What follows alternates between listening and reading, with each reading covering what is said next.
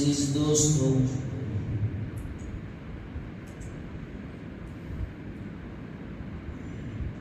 ابھی میں نے آپ احباب کے سامنے 18ویں پارے سورہ مومنون کی دو چند آیتیں تلاوت کی، جس کے اندر اللہ تبارک و تعالی ارشاد فرماتے ہیں، اس لیے کہ اس سے پہلے 18ویں پارے سے اس آیتوں کا ما قبل سے تعلق ہے، اس سے پہلے سے تعلق ہے۔ 18واں پارہ ابتدائی اور سورہ مومنون کے ابتدائی آیتیں ہیں، اس سے پہلے چند آیتیں ہیں۔ اس میں اللہ تعالیٰ نے ارشاد فرمایا، قد افلح المؤمنون، تحقیق کے ایمان والے کامیاب ہو گئے۔ اس لیے کہ کامیابی کی ایک دنیا والے بھی سمجھتے ہیں کہ کامیاب کون ہے۔ کامیابی ہر ایک انسان تلاش کرتا ہے۔ کوئی سمجھتا ہے کہ مال کے اندر کامیابی ہے، تو انہوں نے اپنا ہدف مال کو بنایا اور اس کے پیچھے بھاگتے ہیں ساری زندگی۔ اور کسی نے حسن کو معیار بنایا، مقصد بنایا اور کامیابی اس میں سمجھا، ساری زندگی بناؤ سنگار میں اپنے جسم کو بنانے میں لگے رہے۔ کسی نے جاہ و حشمت کو، عزت و دبدبے کو اپنا مقصد بنایا اور ساری زندگی اس کے پیچھے رہے۔ کوئی بادشاہت، سیاست کے دنیا میں میرا نام ہو، نام و نمود کے لیے اپنا مقصد، نام و نمود کو بنایا اور کامیابی اس میں سمجھی کہ لوگ ساری دنیا کے اندر پہچانے مجھے، تو اس کو اس نے کامیابی کا مقصد سمجھا، ہدف سمجھا اور اس کے پیچھے چلے گئے۔ لیکن اصل کامیابی کیا ہے؟ کامیاب کون ہے؟ کامیابی کی ڈیفینیشن کیا ہے؟ کامیابی کسے کہتے ہیں؟ تو یہ دنیا نہیں طے کرے گی، دنیا والے نہیں طے کریں گے، کوئی سیاستدان نہیں طے کرے گا کہ کامیاب دنیا کے اندر کون ہے، کوئی سائنسدان آئنسٹائن یہ نہیں بتائے گا کہ کامیاب کون ہے۔ تو اس کی پوچھنا پڑے گا کہ کون پھر کامیاب ہے۔ تو اس دنیا کو جس نے بنایا اسے پوچھنا چاہیے کہ کامیاب کون ہے۔ تو اس دنیا کا خالق، مالک اللہ تعالیٰ ہے۔ خالق بھی ہے، مالک بھی ہے۔ جو خالق ہوتا ہے وہی مالک بھی ہوتا ہے۔ مثال کے طور پر کسی نے کوئی چیز ایجاد کی دنیا کے اندر، وہ اس کا خالق ہوا اور وہ اس کا مالک بھی ہوا۔ اسی طرح ساری کائنات کا خالق اللہ ہے، تو جس نے پیدا کیا وہی مالک بھی ہے۔ تو کامیابی کی ڈیفینیشن اور تعریف ہم اللہ سے پوچھیں گے، قرآن سے پوچھیں گے، حدیث میں دیکھیں گے، نبی کے فرمان میں تلاش کریں گے کہ کامیاب انسان کون ہے۔ تو اللہ تعالیٰ نے 18واں پارہ پہلی آیت سورہ مومنین میں فرمایا کہ قد افلح المؤمنون، ایمان والے کامیاب ہیں۔ ایک ایمان والا، چاہے اس کے پاس پہننے کے لیے صحیح سے کپڑا نہ ہو، ظاہری شکل و صورت اچھی نہ ہو۔ آپ دیکھیں کہ بلال حبشی، کالے کروٹے، ظاہری رنگ روپ کچھ نہیں لیکن کامیاب۔ ابو جہل، ابو لہب بڑے خوبصورت، اس کا چہرہ ہی آگ کے شعلے کی طرح، لہب کے معنی آتے ہیں آگ کا چنگارا، تو اتنا خوبصورت کا کامیاب ہوا؟ نہیں۔ صہیب رومی پہننے کے لیے کپڑا نہیں ہے، اور ادھر کافر ابو جہل، قریش کا سردار مانے جانے والا، قیمتی لباس، کیا وہ کامیاب ہے؟ نہیں۔ اللہ تعالیٰ نے فرمایا اگر اس میں تفصیل عرض کروں تو اسی پر بیان ختم ہو جائے، لیکن مجھے اصل مقصد پر آنا ہے کہ میں نے جو آیت پڑھی اس سے پہلے، تاکہ آپ کو بات پوری سمجھ میں آئے، اس لیے میں کہہ رہا ہوں قد افلح المؤمنون، ایمان والا کامیاب ہے۔ کامیاب ہے. اس کے پاس چاہے کھانے کے لیے روٹی نہ ہو، پہننے کے لیے کپڑا نہ ہو، رہنے کے لیے چھت نہ ہو، گرمی سردی سے بچنے کے لیے سامان نہ ہو، تب بھی وہ کامیاب. اور ایک کوئی امریکہ کا صدر بھی بن جائے، ایمان نہیں ہے وہ ناکام ہے. یہ ایمان والوں کا عقیدہ. قد افلح المؤمنون. اللہ جسے کامیاب کہے، اللہ جسے کامیابی کی سرٹیفکیٹ دے، رسول اللہ صلی اللہ علیہ وسلم کامیابی کی سند دے، اس سے بڑی اس کے لیے کون سی سند ہو سکتی ہے؟ اور اس کے بعد فرمایا الذین هم فی صلاتهم خاشعون. اور ایمان والا ہونا یہ جنت میں جانے کی 100% دلیل ہے. صرف کلمہ پڑھ لے، ساری زندگی کوئی عمل نہ کرے، تب بھی وہ ایمان والا جنت میں جائے گا. من کان فی قلبہ مثقال حبۃ من خردل. اللہ تعالیٰ ایک زمانہ آئے گا جہنم کے اندر ایمان والے جلیں گے. اس کو ایک وقت آئے گا اللہ تعالیٰ فرمائیں گے، اس لیے کہ کافر لوگ دیکھ کر کہیں گے ہم کفر کی وجہ سے، شرک کی وجہ سے، بت پرستی کی وجہ سے جہنم میں آئے، اور یہ ایک خدا کو ماننے والے یہ بھی ہمارے ساتھ جل رہے ہیں، تو ہم میں اور ان میں فرق کیا ہے؟ مل فرق بیننا و بینہ، مل فرق بین اہل النار و اہل الجنہ، کہ ہم میں اور ان میں فرق کیا ہے؟ اللہ تعالیٰ کی رحمت جوش میں آئے گی. اللہ تعالیٰ کہیں گے جبرائیل سے کہ من کان فی قلبہ مثقال حبۃ من خردل، کہ جس کے دل میں رائی کے دانے کے برابر بھی ایمان ہو، اسے اخرجہ من النار وادخلہ الجنہ، اسے جہنم سے نکالو، جنت میں داخل کرو. تو اس وقت میں جس نے ایک نماز بھی نہیں پڑھی، ایک روزہ بھی نہیں رکھا، ایک سال بھی زکوٰۃ نہیں دی، اور زندگی میں کبھی حج نہیں کیا، تو تب بھی وہ جنت میں جائے گا. یہ دیکھ کر کافر کہیں گے کہ ربما یود الذین کفروا لو کانوا مسلمین. 14ویں پارہ سورہ ہجر کی ابتدائی آیتیں ہیں. فرمایا کہ کاش کہ ہم بھی مسلمان ہوتے، آج ہم بھی نکال لیے جاتے. ہاں لیکن ڈائریکٹ نہیں جائیں گے، ایمان ہے جنت میں ضرور جائیں گے.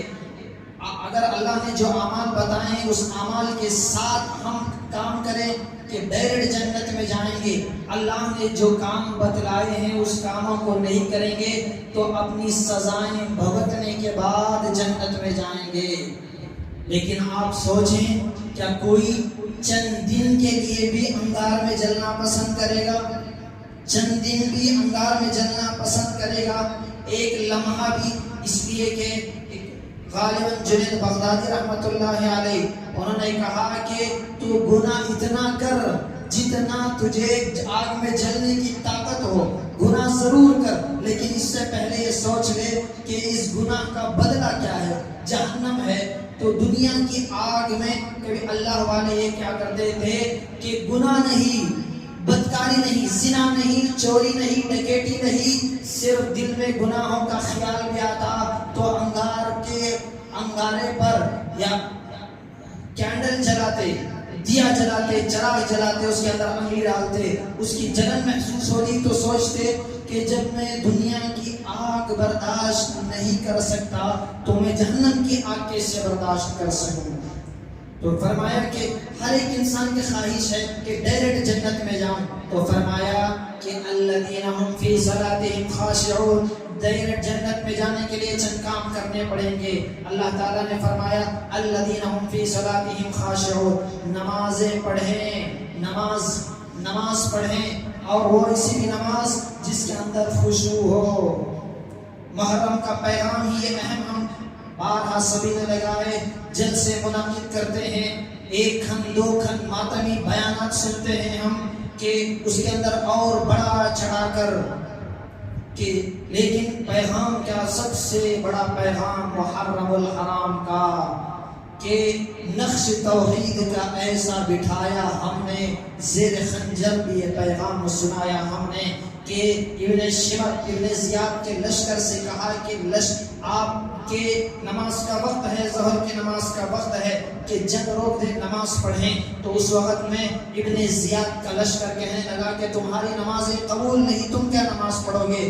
حسین نے کہا کہ جس کے صدقے سے نمازیں ملی اور تم کہتے ہو کہ اسی کی نماز قبول نہیں، تو کہا کہ جب جنگ نہیں رک سکتی تو نماز بھی نہیں رک سکتی، تو نمازیں پڑھی، آدھا صلاۃ الخوف، آدھے لوگ نماز پڑھے، آدھے لوگ جنگ کرتے رہے، تو اسی کو کہا نقش توحید کا ایسا بٹھایا ہم نے کہ زیر خنجر بھی یہ پیغام سنایا ہم نے، یہ پیغام ہے۔ بہرحال میرا موضوع الگ ہے، الذین هم فی صلاتهم خاشعون والذین هم عن اللغو معرضون۔ ایمان میں ڈائریکٹ جنت میں جانا چاہتے ہو تو پہلے نمازوں کی پابندی خشوع خضوع کے ساتھ، اس کے بعد فرمایا کہ والذین هم عن اللغو معرضون، بیکار کے کاموں کے اندر مبتلا نہ ہو، بارہا ادھر ادھر بیٹھ کر اپنے اوقات کو ضائع مت کرو۔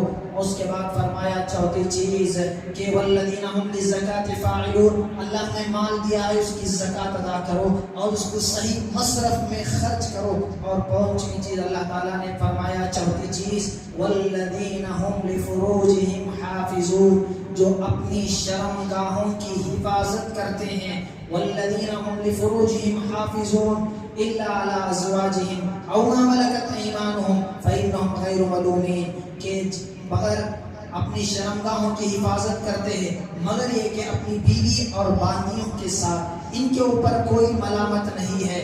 نکاح کے ذریعے سے بیوی تک پہنچنے کا، عورت تک پہنچنے کا یہ حلال طریقہ ہے، اس کے علاوہ جتنے بھی طریقے ہیں ناجائز اور حرام ہے۔ اور کسی کو اللہ نے فرمایا فَمَنِ ابْتَغَىٰ وَرَاءَ ذَلِكَ فَأُولَٰئِكَ هُمُ الْعَادُونَ، کہ جو اس کے علاوہ کوئی اور طریقہ اختیار کرتا ہے وہ جائے گا جہنم میں، وہ جائے گا وَسَاءَ سَبِيلًا، اور ایک بہت برا طریقہ ہے، بہت برا طریقہ ہے۔ اسی وجہ سے آپ دیکھیں جو نکاح کرنے والا ہے، جو نکاح کی بات آئی تو میں عرض کیوں کروں، اس لیے کہ محرم کا مہینہ جیسے ہی آتا ہے شادی حالوں کے اندر تالا پڑ جاتا ہے، جیسے ہی سفر کا مہینہ آتا ہے شادی حالوں کے اوپر تالا پڑ جاتا ہے۔ کئی لوگوں کا یہ عقیدہ کہ محرم میں ہم نکاح کریں گے طلاق ہو جائے گی، محرم کا مہینہ منحوس مہینہ ہے، اس میں ہم نکاح کریں گے کہ ازواجی زندگی کے اندر محبت نہیں آئے گی۔ غور سے سنیں، توجہ سے سنیں، اس دنیا کا کامیاب ترین رشتہ اللہ کے نبی اور خدیجہ الکبریٰ رضی اللہ عنہا کا ہے کہ آپ کا اور حضرت خدیجہ کا جو نکاح ہوا وہ محرم الحرام کے مہینے کے اندر ہوا۔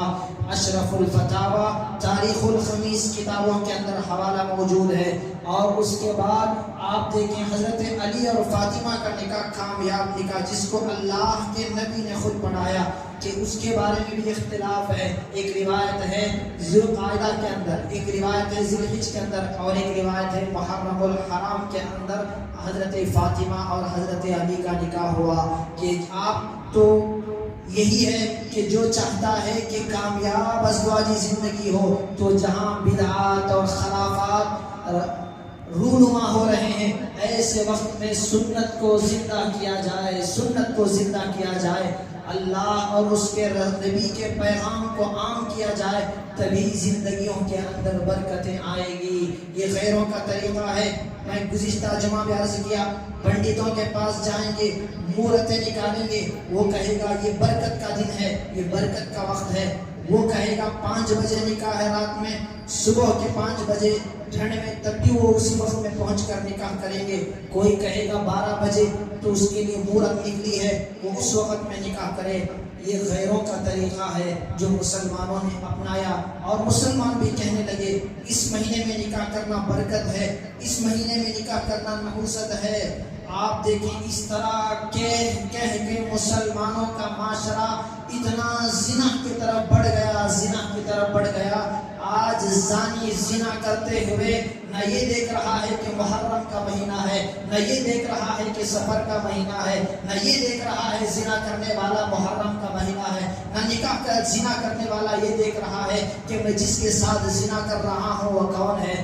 زنا کرنے والا یہ نہیں دیکھ رہا ہے کہ وہ شادی شدہ ہے یا بے شادی شدہ ہے، وہ بالغ ہے یا نابالغ ہے. آپ نے دیکھا اخباروں کے اندر چند دن پہلے ایک 4 سالہ بچی کے اندر ایک ملبس ایک درندے نے زنا کر کے اسے موت کی گھاٹ اتارا. 4 سال کی بچی اور اس کے ساتھ زنا، کوئی تصور بھی ہو سکتا ہے؟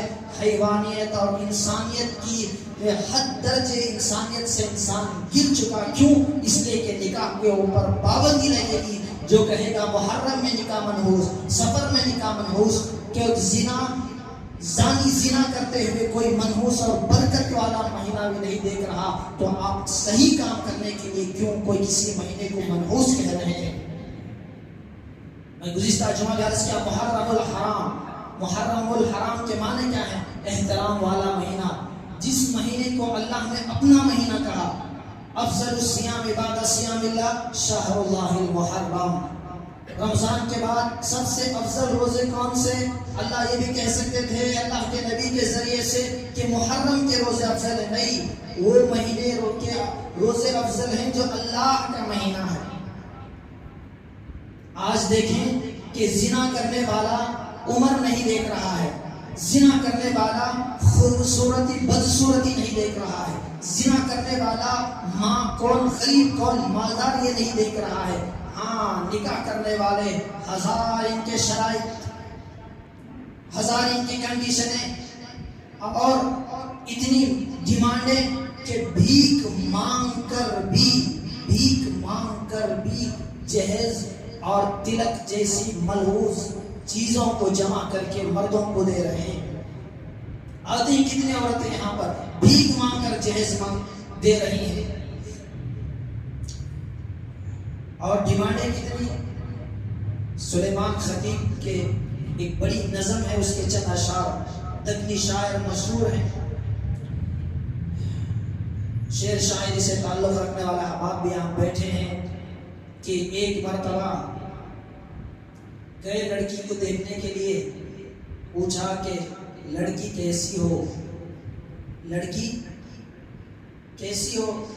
نے پوچھا آپ کو لڑکی جو چاہیے تو آپ بتائیں آپ کو کیسی لڑکی چاہیے. وہ دکنی شاعر تھے تو اپنی دکن کی عام اردو، دکنی اردو انہوں نے اپنے اشعار کے اندر استعمال کیا. کہا کرتے تھے تو دکنی کا بچہ ہے تو دکنی چ بول، تجھے کیا پڑی ہے تو اپنی چ بول.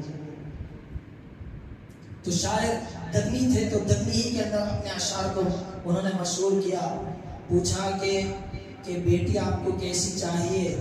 اس نے کہا ہنڈیاں برتنا دھونے کی اس کو عادت ہو، ہنڈیاں برتنا دھونے کی اس کو عادت ہو، سارے گھر بار کو کھلا کو خود بھوکی سونے کی عادت ہو، سچی پاک سیتا اور سچی مائی ہو، پوری اللہ میاں کی گائی ہو. اس زمانے کی 200 سال تقریباً ہو رہا ہے، 50-60 سال پہلے کی بات. پوری اللہ میاں کی گائی ہو. وہ اس زمانے کا آج نہیں جہیز دے کر خرید رہی ہیں. پورا اللہ میاں کا بھائی ہو. آج یہ کہیں گے وہ پہلی بات تھی کہ جس گھر سے عورت کی جب نکاح کر کے رخصتی ہوتی تھی، 2 ڈولیاں، ایک وہ اور ایک مرنے کے بعد اس کا جنازہ وہاں سے نکلتا تھا. اس زمانے کے بعد، آج کی نہیں. آپ پوچھیں حضرت آج کہاں ہے؟ ایسے آج پیسے دے کر خرید رہے ہیں. اتنے کا شوہر. ایک مرتبہ ایک بیوی سے کسی دوسری عورت نے پوچھا کہ یہ فریج بہت اچھا ہے آپ کا، کتنا ہے؟ اس نے کہا کہ 40,000. 40,000. یہ واشنگ مشین آٹومیٹک ڈالتے ہی دھو کر سوکھ کر پورا آ رہا ہے. ہمیں تو کپڑے سکھانے کے لیے 2 دن ٹھنڈ کے دن بارش کے دن انتظار کرنا پڑتا ہے. یہ واشنگ مشین کتنے کا ہے؟ اس نے کہا کہ یہ 50,000 کا ہے. اچھا، اتنی بڑی ٹی وی، ایسا لگتا آپ کے گھر کو آ گئے تو گویا گھر کو آ گئے. اس نے کہا وہ بہت چھوڑی ہے، وہ 2 لاکھ روپے ہے. اس نے کہا کتنے اچھے ہیں آپ کے شوہر. 40,000 کی واشنگ مشین، 50,000 کا فریج. اور 2 لاکھ کی ٹی وی کتنے اچھے ہیں آپ کے شوہر؟ تو اس نے کہا کہ یہ ہمارے ابا لے کر دیے ہیں 50 لاکھ میں. سمجھے؟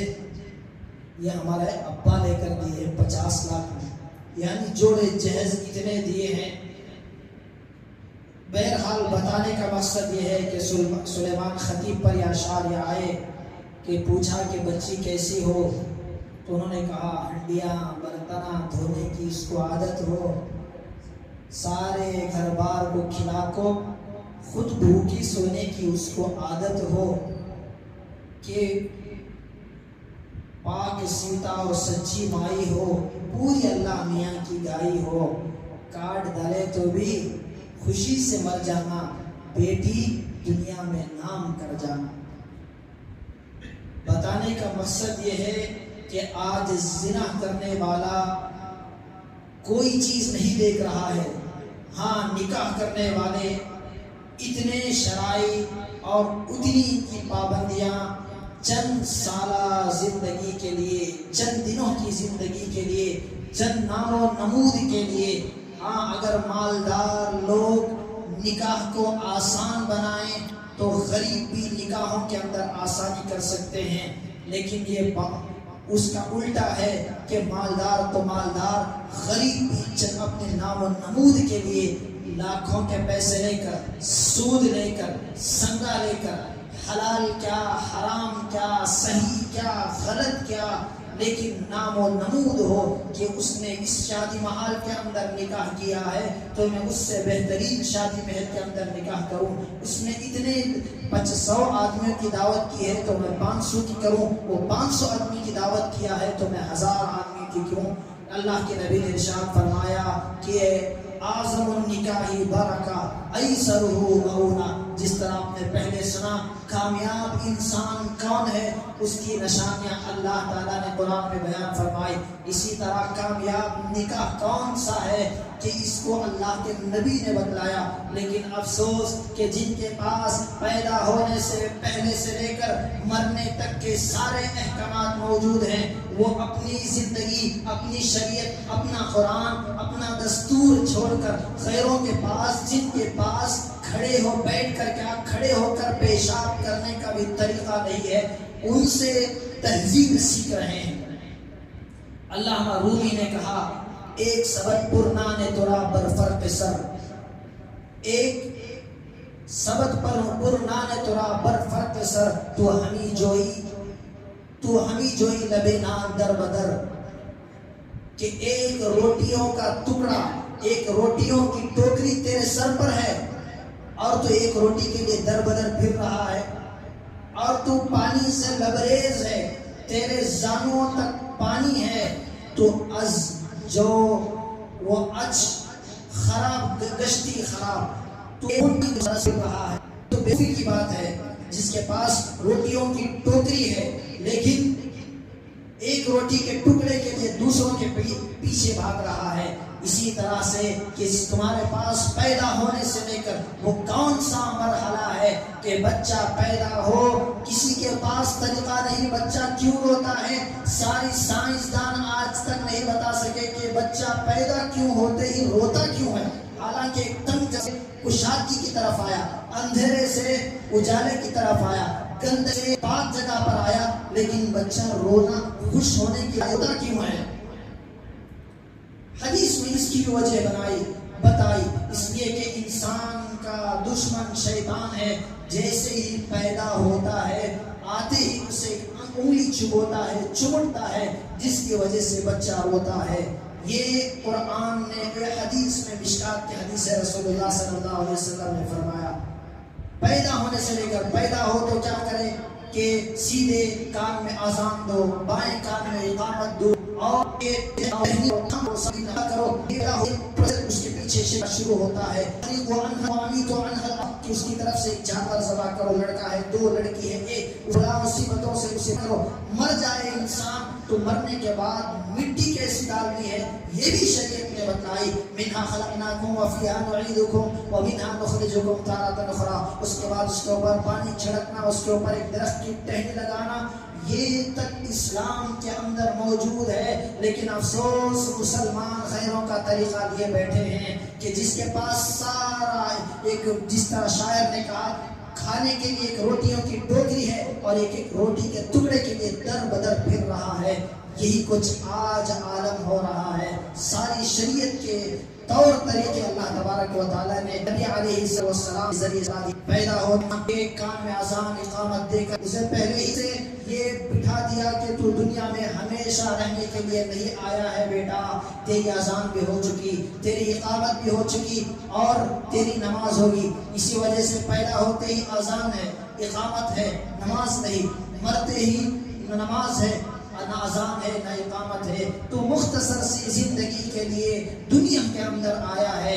اسی کو بہترین الفاظ میں کہا، جس کی کوئی گارنٹی نہیں وہ زندگی ہے، جس کی کوئی گارنٹی نہیں اس کا نام زندگی ہے، جس کے پیچھے ساری زندگی انسان نمازیں بھی چھوٹ رہی ہیں، ٹوپی بھی چھوٹ رہی ہے، کہیں داڑھیوں کا سودا کر رہا ہے، کہیں حلال کمائیوں کا سودا کر رہا ہے، کہیں حراموں پر آ رہا ہے، نہ اسے نمازوں کا خیال، نہ اسے جمعہ کا خیال، نہ عورتوں کو پردوں کا خیال، نہ نوجوانوں کو اپنی جوانی کو کہاں پر لگانا ہے اس کا خیال۔ تو فرمایا کہ جس کی کوئی گارنٹی نہیں اس کا نام زندگی ہے، جس کی کوئی گارنٹی نہیں اس کا نام زندگی ہے، جس کی فلی گارنٹی ہے اس کا نام موت ہے، اس کا نام موت۔ 100% گارنٹی کہ آپ دیکھیں فنا ہونے والی چیز، ختم ہونے والی جس کی گارنٹی کوئی نہیں اس کے پیچھے دوڑ رہا ہے، جس کی فلی گارنٹی ہے اس کی اسے کوئی پرواہ نہیں۔ تو فرمایا کہ جس کی کوئی گارنٹی نہیں، جس کی اس کا نام زندگی ہے اور جس کی گارنٹی ہے اس کا نام موت ہے۔ کہ ایک زندگی ایک کتاب ہے، اس کا پہلا دن بچپن ہے، اس کا آخری دن اس کی موت ہے، درمیانی صفحے خالی ہیں، اس کو تم جس طرح چاہے اس کے اندر بھرتی کرو، اچھے چاہے اچھائی لکھو، چاہے اس کو برائی لکھو، وہ مرتے ہی کتاب موز دی جائے گی۔ جب قیامت کا میدان قائم ہوگا وہ کتاب کھولی جائے گی۔ وَوُضِعَ الْكِتَابُ فَتَرَى الْمُجْرِمِينَ، سورہ کہف، وَوُضِعَ الْكِتَابُ فَتَرَى الْمُجْرِمِينَ مُشْفِقِينَ مِمَّا فِيهِ وَيَقُولُونَ يَا وَيْلَتَنَا مَا لِهَذَا الْكِتَابِ لَا يُغَادِرُ صَغِيرَةً وَلَا كَبِيرَةً إِلَّا أَحْصَاهَا۔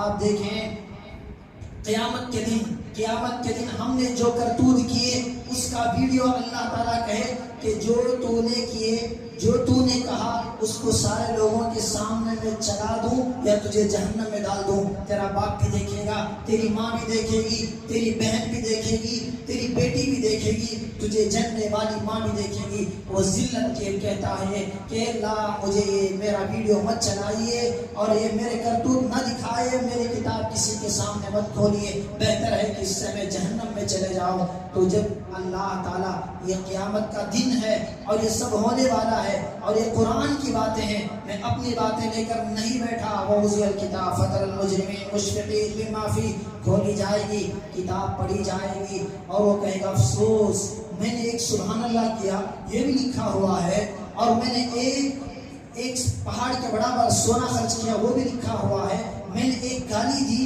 یہ بھی لکھی ہوئی ہے، میں نے زنا کیا یہ بھی لکھا ہوا ہے، میری چوری لکھی ہوئی ہے، سب چیزیں لکھی ہوئی ہے۔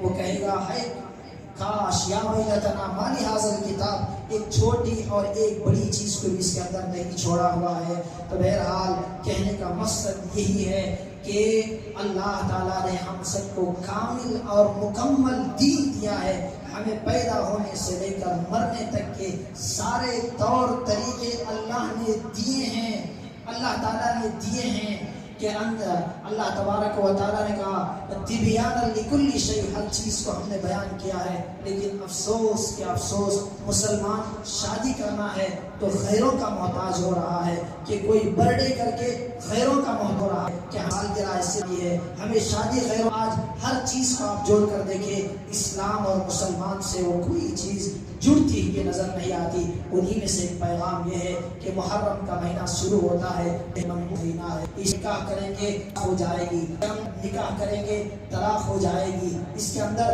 گھر بدلیں گے تو گھر ویران ہو جائیں گے، گھر کی اوپننگ کریں گے کہ فلاں ہو جائے گا، میاں بیوی اس کے اندر نہیں ملاقات کرنے سے بچتے ہیں اور کہتے ہیں کہ اس کے اندر نہیں ملاقات کرنا۔ بعض لوگوں کا یہاں تک عقیدہ، میں ہوٹل پہ بیٹھا ہوا تھا، کسی نے کہا کہ محرم کا مہینہ گوشت میں سادہ کیا تویدیو، کوئی مسلمان یہاں تک عقیدے کے اندر مسلمان گرا ہوا ہے جو غیروں کا طور طریقہ وہ مسلمان اپنایا ہوا ہے۔ اللہ تبارک و تعالیٰ سے دعا ہے، اللہ تبارک و تعالیٰ ہم سب کو بھی کامل اور مکمل دین اللہ تعالیٰ نے جو دیا ہے اس کی اطاعت و فرما برداری کرتے ہوئے اللہ ہم سب کو عمل کی توفیق عطا فرمائے۔ وآخر دعوانا الحمدللہ۔